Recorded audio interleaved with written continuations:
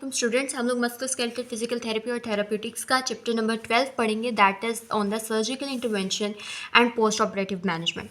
ये चैप्टर ना हमारे लिए बहुत ज़्यादा इंपॉर्टेंट है, ठीक है। इंपॉर्टेंट इस लिहाज से क्योंकि आपको पता है फिजियोथेरेपी का एक बहुत इंपॉर्टेंट एस्पेक्ट होता है management after surgery, post op management. तो हम लोगों को ना ये चैप्टर हर तरह की सर्जरी के बारे में ओवरव्यू देता है कि कौन सी सर्जरी हो सकती है, और अगर हम इस चैप्टर को अच्छे से पढ़ेंगे तो ही हमारे पास आगे जाके शोल्डर की, हिप की, नी की, किसी की भी सर्जरीज पढ़ेंगे ना तो हमें बहुत आसानी होगी, ठीक है। तो हम स्टार्ट करते हैं। सबसे पहले आपको पता होना चाहिए कि आप पेशेंट आपके पास आया तो कब उसको सर्जरी आपने सजेस्ट करनी है।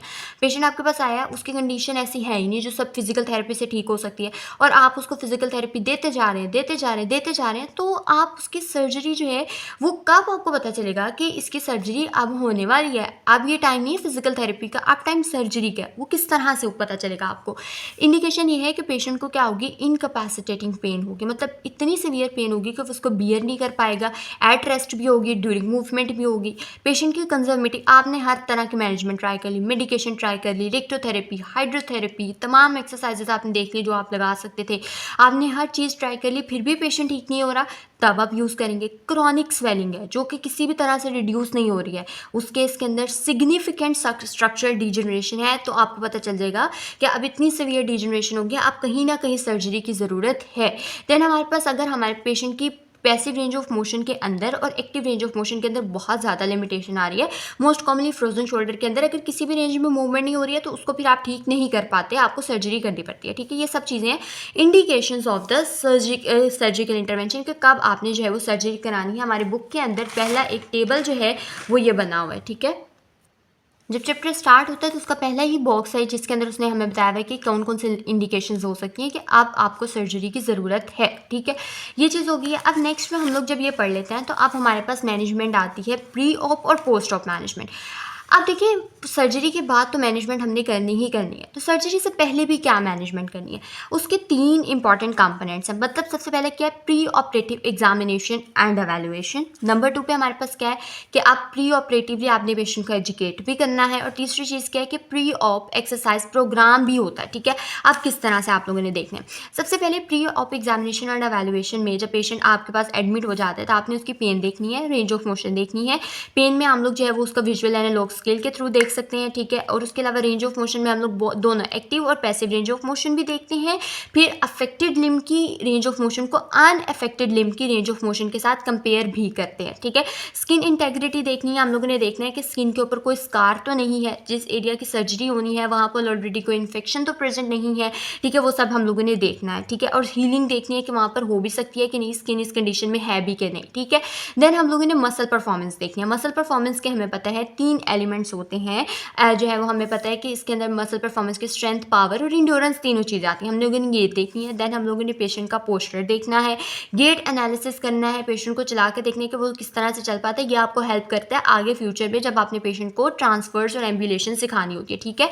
ये चीज़ें देखनी है। और फिर आप लोगों ने एक जनरल पेशेंट का स्टेटस देखना है कि वो किस तरह से काम करता है, ठीक है। ये फंक्शनल स्टेटस है कि वो क्या क्या अपनी एक्टिविटीज़ परफॉर्म कर सकता है कि नहीं कर सकता, ठीक है। ये कर लिया। देन हमारे पास आता है प्री ऑप पेशेंट एजुकेशन। अब आपने ये सब कुछ देख लिया, अब आपने पेशेंट की एजुकेशन क्या करनी है, आपने पेशेंट को प्लान ऑफ केयर का ओवरव्यू देना है। यानी आपने ये बताना है कि सर्जरी से पहले ये कंडीशन है, सर्जरी में आपके साथ ये होगा, और सर्जरी के बाद ये चीज़ें आपने कंसीडर करनी है, ठीक है। उसको ओवरव्यू देना है। उसके अलावा अपने पोस्ट ऑप प्रिकॉशन बतानी है। जब सर्जरी से पहले आपने पेशेंट को ये बता देना है कि आपने किस तरह से अपने वाउंड की केयर करनी है, आपने किस तरह से उसको क्लीन रखना है, चलते फिरते आपने किस तरह से रहना है, किस तरह से आपने बेड को मोबिलिटी करना है, कितनी आपने रेंज ऑफ मोशन उस पर्टिकुलर एरिया की अलाउ करनी है कि नहीं, कितनी मूवमेंट आप कर सकते हैं, कितनी आप नहीं कर सकते। ये सब चीज़ें आपने उसको बतानी है। बेड मोबिलिटी आपने उसको बतानी है कि आपने किस तरह से रोलिंग करनी है बेड के अंदर, करवट किस तरह से लेनी है, कब करवट लेनी है, कितने टाइम बाद लेनी है, खाना किस तरह से खाना है, बेड के अंदर आपने उठना बैठना किस तरह से, तो ये सब चीज़ें बेड मोबिलिटी में। फिर इनिशियल एक्सरसाइजेस, यानी आपने उसको deep breathing exercises, active ankle pumps किस लिए, ताकि जो है डीवीटी को प्रिवेंट किया जा सके, डीप ब्रीदिंग ताकि रेस्पिरेशन को इंप्रूव किया जा सके, और जनरल मसल सेटिंग एक्सरसाइजेस आपने उसको करानी है ताकि पोस्ट ऑपरेटिवली स्ट्रेंथ को बिल्डअप किया जा सके। फिर आप लोगों ने देखना है कि हमारे पास जो है वो पेन मैनेजमेंट करनी है, और वाउंड केयर तो मैंने आपको बता दिया, और गेट ट्रेनिंग बड़ी इंपॉर्टेंट है ताकि पेशेंट को पोस्ट ऑपरेटिवली पता हो कि मैंने किस तरह से चलना वगैरह है, ठीक है। ये चीज़ आ गई। देन हमारे पास आता है प्री ऑप एक्सरसाइज प्रोग्राम। आप अपने उसको पेशेंट को एजुकेट भी कर लिया। अब एक्सरसाइज प्रोग्राम क्या होगा, नंबर 1 आपने पेन रिडक्शन करनी है, नंबर 2, आप लोगों ने कोशिश करनी है कि उसकी रेंज ऑफ मोशन को आप जितनी है उतनी मेंटेन कर सकें, ठीक है, वर्सन ना हो जाए। स्ट्रेंथ को इंप्रूव करने की कोशिश करनी है सराउंडिंग एरियाज़ के अंदर, जैसे कि अगर पेशेंट की लोअर लिम्ब की सर्जरी हो रही है तो जाहिर सी बात है कुछ टाइम बाद वो क्रचेस पे वॉक करेगा, तो आपने उसको ये सिखाना है कि आपने अपर लिम्ब की स्ट्रेंथ किस तरह से, इतनी तो स्ट्रेंथ होना कि वो अपर लिम्ब क्रचेस को सपोर्ट कर सके। फिर आप लोगों ने जनरल वेलबींग एक पेशेंट की इंप्रूव करनी है, उसकी फिटनेस यानी कार्डियोवैस्कुलर हेल्थ उसकी इंप्रूव कर देंगे आप, ठीक है, उसके लिए आप जो है वो एरोबिक एक्सरसाइजेस करा देंगे। तो ये सब चीज़ें इस कैटेगरी में आ जाती है। तो प्री ऑफ मैनेजमेंट के ये इंपॉर्टेंट कंपोनेंट्स थे। अब आपने प्री ऑफ मैनेजमेंट कर ली, अब आपके पास पेशेंट आया है, ये आपने चीज़ें ऑपरेशन में जाने से पहले कंसीडर कर ली। अब आपके पास पेशेंट आया जिसकी सर्जरी हो गई है, ठीक है, उसके अंदर क्या क्या चीज़ें आपने कंसीडर करनी है। यहाँ से हमारे इस चैप्टर का इंपॉर्टेंट कंपोनेंट शुरू होता है। वो कहते हैं कि आपने सबसे पहले देखना है कि थेरेपिस्ट की गाइडलाइंस, फैक्टर्स और उसके अलावा post operative examination and evaluation और फिर पोस्ट ऑप रिहैबिलिटेशन के फेजेस। देखिए, एक तो अगर आपको पेशेंट है जिसके आपने प्री ऑप भी मैनेजमेंट किया तो आपको पता होगा कि मैंने इसको आप पोस्ट ऑपरेटिवली किस तरह से मैनेज करना है, ठीक है। इसके अलावा अगर पेशेंट आपके पास आता है और वो कहता है कि मेरी सर्जरी हुई थी और मुझे उसको मैनेज किस तरह से करना है, तो फिर उस केस में अब मुझे उसको फिजियोथेरेपी के लिए सर्जरी के बाद आपके पास आता है, आप उस पेशेंट से पहले नहीं मिले, तो आपको ये पता है कि मैंने उसकी किस तरह से पहले ये देखना है कि पेशेंट का फेज़ क्या है, वेरी रिहैबिलिटेशन का मैक्सिमम प्रोटेक्शन फेज़ में है, मॉडरेट में है, मिनिमम प्रोटेक्शन फेज़ में है, कि कितनी मोशन मैं उसको करवा सकता हूँ, क्या क्या मूवमेंट मैं उसको करवा सकता हूँ, ठीक है। अब थेरेपिस्ट गाइडलाइंस क्या है। नंबर 1, आप लोगों ने एक बात याद रखनी है कि जब भी हम लोग बात करते हैं ना थेरेपिस्ट गाइडलाइंस की, तो हमें एक डिफरेंट चीज़ें कंसीडर करनी पड़ती हैं कि जो हमारा जो फिजिशियन था उसकी जिसने सर्जरी की उसकी क्या अप्रोच है, उसने क्या अप्रोच यूज़ की, ठीक है, किस तरह से उसने सर्जरी की, किस तरह से उसने जो है वो ओपन अप्रोच यूज़ की या फिर उसने जो है वो आर्थोस्कोपिक अप्रोच यूज़ की। हम आगे अप्रोचेस पढ़ते हैं, क्या उसने अप्रोच यूज़ की, फिर उसने किस तरह से इंसिजन लगाया। फिर आपने ये देखना है कि प्री ऑपरेटिवली या पोस्ट ऑपरेटिवली पेशेंट की कोई कॉम्प्लिकेशन तो नहीं थी और ड्यूरिंग द सर्जरी कहीं कोई कॉम्प्लिकेशन तो नहीं हुई है, ठीक है। फिर देखना है कि पेशेंट को जो सर्जन है उसका क्या पर्सपेक्टिव है, आप कितनी रेंज ऑफ मोशन करवा सकते हैं सर्जन के अकॉर्डिंग, ठीक है, कितने टाइम तक आप कितनी मूवमेंट जो है वो करवा सकते हैं। ये सब चीज़ें आप लोगों ने जो है वो कंसीडर करनी होती है। इसके अलावा कुछ फैक्टर्स होते हैं जिसको आप लोगों ने कंसीडर करना होता है। फैक्टर्स में हम लोग डिफरेंट देखते हैं कि पेशेंट की पैथोलॉजी कितनी थी, साइज़ देखते हैं हम इंसिजन का। इसके अलावा हम लोग देखते हैं कि सर्जिकल प्रोसीजर की कैरेक्टरिस्टिक्स। फिर आप लोगों ने यहाँ पर पेशेंट रिलेटेड फैक्टर जिसमें आप लोगों ने उसकी एज देखनी होती है, ठीक है, हेल्थ हिस्ट्री देखनी होती है, जनरल स्टेटस देखना होता है। फिर इसके अलावा पेशेंट का फाइनेंशियल देखना होता है। फिर आप लोगों ने देखना होता है कि पीछे